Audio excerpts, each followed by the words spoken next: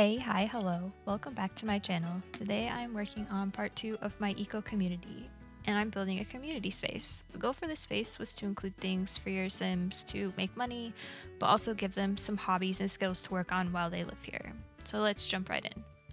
For this build, I started out with a simple rectangle. I went in with the idea that I would be using limited packs for this build, and as I didn't do that good of a job with the two houses I already built, I was like, this will be where I start to shine. However, I quickly fall off the wagon. We'll see that once I get to decorating the place, but I did start out with eco lifestyle wallpaper, windows, and doors. And like the houses to the left, I am adding skylights to the roof. It does take me a bit to figure them out though, because I did make the building a little uneven. It doesn't look like that right now because everything's centered and symmetrical, just how I like it, but I soon figure out that it is not even when I go to put the skylights on. We're about to see that here. I'm building 3 long skinny rectangles on top so I can cut out the floor all nice on this platform that I've built. I'm sure that there was a way for me to put skylights really even on here without them looking long and skinny and ridiculous, but I couldn't figure it out without thinking that I would have to put a bajillion on the roof. So I originally was going to go with these 3, 2 skinnier ones on the side and a bigger one in the middle.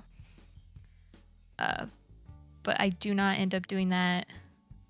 When I start to put the plants on top, I noticed I can't make it symmetrical, and that really bothered me. So I adjust the building. I take a little, like a tiles length off on the left, and I put 2 skylights in horizontal across the roof of the building. As you can see here, I'm using this low-lying grassy flower patch from base game, and I size it up and I start putting it across the roof, and I notice that on the end there I'm like, oh, I can't size it up. Oh well, let me just start putting it all over the roof. Like, it doesn't bother me, but it really bothered me. So then I tried to adjust the skylight size and all that, and I realized that no matter what I do, it's just not gonna look how I thought it would. So here's me reducing the size of the building. I figured it out in the end, so it looks really nice once I do start to figure it out. But I'm posting this the week of the new expansion pack, and after watching some videos on it, I'm pretty excited for it. I do have my concerns, mostly because people are saying that it doesn't deserve to be an expansion pack. I mean, having not played the pack myself, I can't say whether I agree or not, but from what I have seen, it looks like it takes a lot of the base game features and just amplifies them. And as somebody who doesn't really use the dating system all that much, because personally I like to play with one sim in my household. I used to be like a family game player, and I've been trying to force myself to be a family game player. I just, for some reason, even when I have like a dog or a cat, I just can't deal. I can't do it. Anyways, the overhaul with the dating system, I feel like I might actually use it with this pack, because it seems like it'll give me more things to do other than just go out on a date, sit at a table, socialize, be romantic, be flirty, and try to get the Sims to be playful together, which is, I think, the hardest dating task in the game. But I guess we'll just have to see when I get it, which will be soon, because I'll be sad if I don't get those early game purchases, which I feel like are targeted to people like me, because I get FOMO so easily, and I, for some reason, have it in my head that I need to get those early purchase bonuses. So to be fair, I don't really use the ones for rent all that much. But anyway, I'm excited to give LoveStruck a go, mostly for the new world and the build and buy things. I think those will be really cool to work with, and also I'm always down for a new world to play in. I just started using the for rent world, even though it's been out for a while. I just haven't really had like a sim in mind to use it, but I just started playing there and I really like it. It's a pretty cool and interesting world, so I'm excited for the new one in LoveStruck. Anyways, here I am just adding the same plants to the roof that I did for the other house. I also put solar panels on the top of the roof as well. I'm also using the fabricated lights out front, which I will be putting up front soon right now. And also I did have the building be kind of like yellow and gray, but I decided to make this one fully gray on the inside. I will be using that yellow color for a different building, but I just didn't think it fit with this one for some reason. But anyways, here on the inside, I use the 2 candle making stations, 3 fabrication stations, and then I put a table down here on the inside, but then we're going to jump back outside here in a second to work more on what stuff I want on the outside. This is just kind of a general layout of how I wanted things to look on the inside. I'm going to start putting fabricated bikes out front, and then I'm going to be digging through debug to get the bike rack from For Rent, which I think is a really useful item to have. I wish it wasn't hidden away in debug, but what can you do about that? And then I put some of that island living grass up front with some of the base game flower bushes. I do change the color of these because I did want every area to have its own colored flower bush. I choose orange, and then I get the base game tree as well, and I size it down because it's a bit too big in front of the building. But here I am going to start digging through debug to get to the bike rack, which I'm very happy that it's at the top of the debug menu and not like super deep into the debug menu, because I feel like I wouldn't have seen it and I would have been looking forever for it. I do pull out some other debug items and think they look cool, but not for this build in particular. I get another tree, and then we're going to move back on to the inside where I start to find other things for the Sims to do. I put down the juice fishing station and to make so you can make juice out of the plants that you grow in the garden patches by the 2 houses. I do a long pause here, I don't know why, but then I'm gonna start looking for something to put on the wall back here, and you're gonna see me pull out my bestie, the flower wall.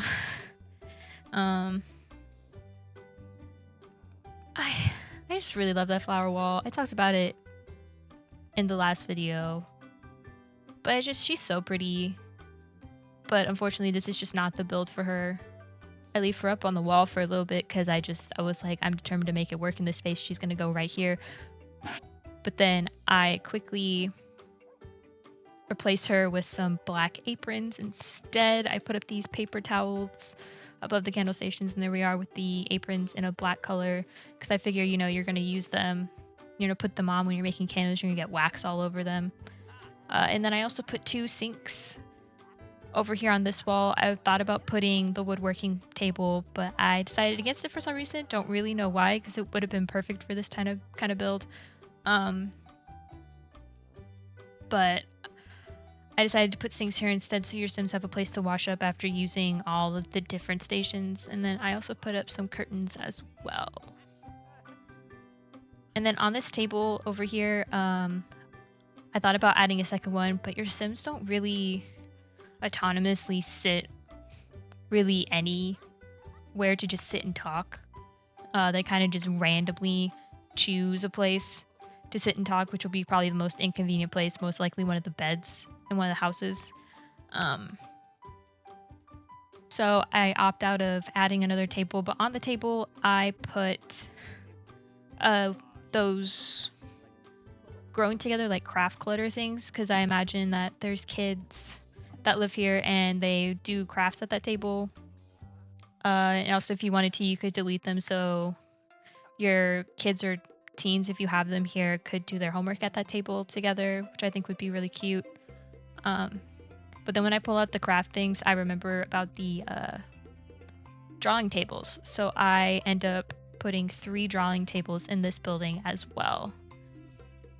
I do, when I built the first 2 houses, I do not imagine that kids would live in those. So like having kid stuff wasn't at the forefront of my mind. And then when I started working on this, I was like, kids would actually be really cool to have around. So I started adding more kid stuff. And then here are the lights I decided to use, which are Eco Lifestyle.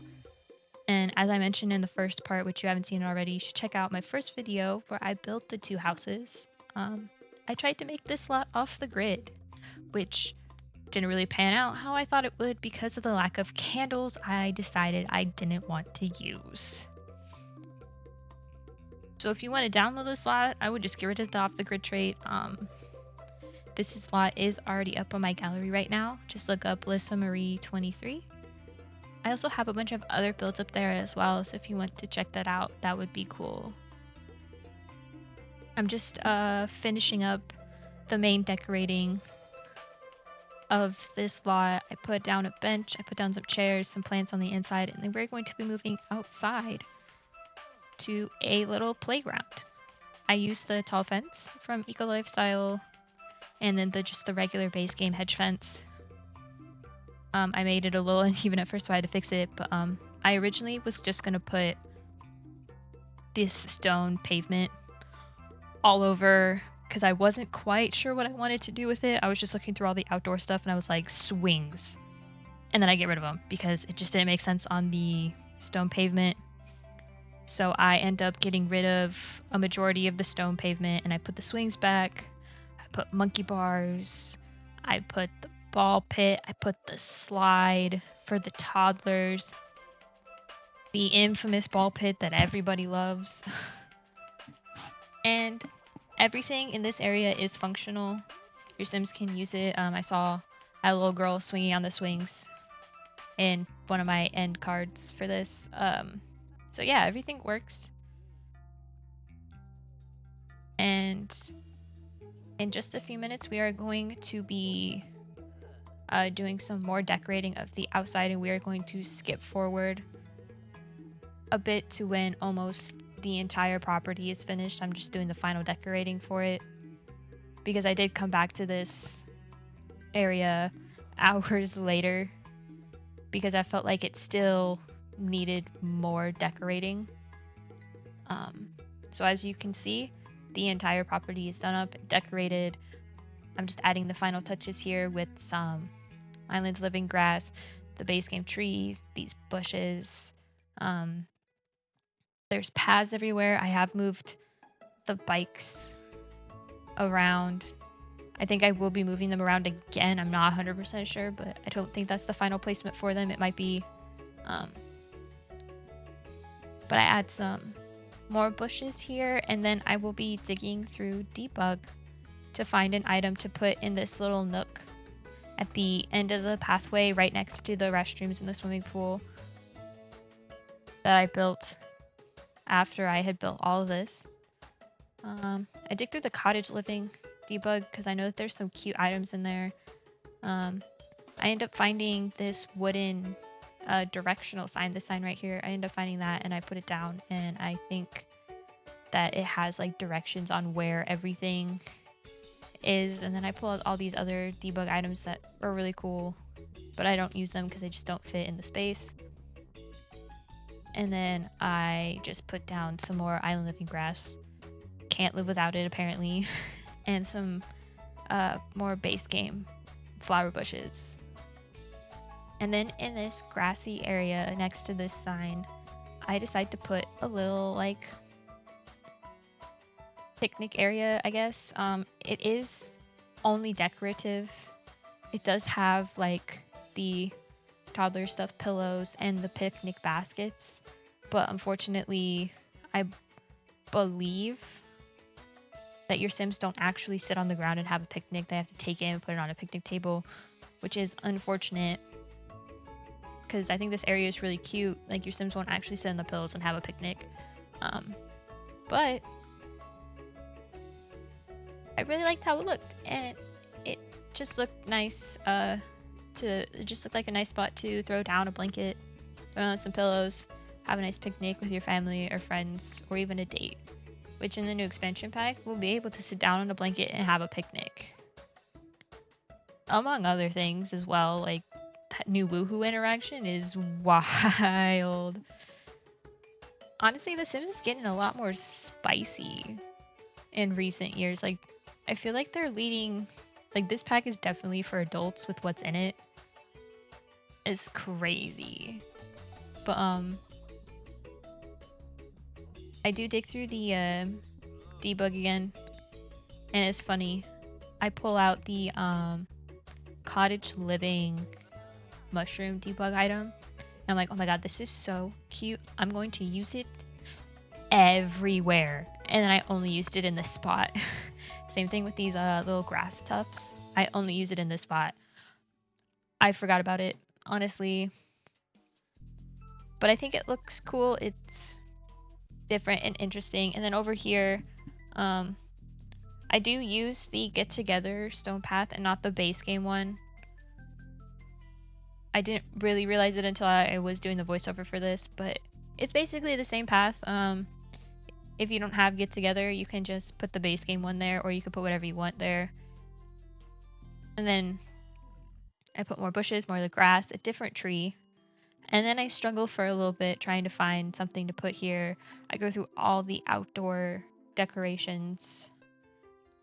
I pull out this really cute archway from Horse Ranch. I pull out some logs. I pull out statues because for a second, telephone booth in a Christmas tree. For a second, I thought I was going to put like a statue, like a founder of the community, but I didn't particularly like it, so I just end up putting a bench down. And if you heard that rustling, that was my cat playing with her cat tunnel. But now I'm just going to put some lighting and put some lanterns down. She really wants to play with that tunnel right now. Some candles, and then I'm just gonna do the final touch-ups for this play area. I put some dirt terrain paint on the ground, like it looks like the kids have been running their feet along the grass when they've been swinging. I put some dirt underneath the monkey bars, put some dirt underneath the slide, and then I put some bushes down in some rocks, and then I call it a day. Because I didn't want to over clutter this place. I didn't want to make it non-functional. Because if I put too many plants, I feel like the Sims wouldn't be able to route correctly around the items. But yeah, that's about the end of this speed build.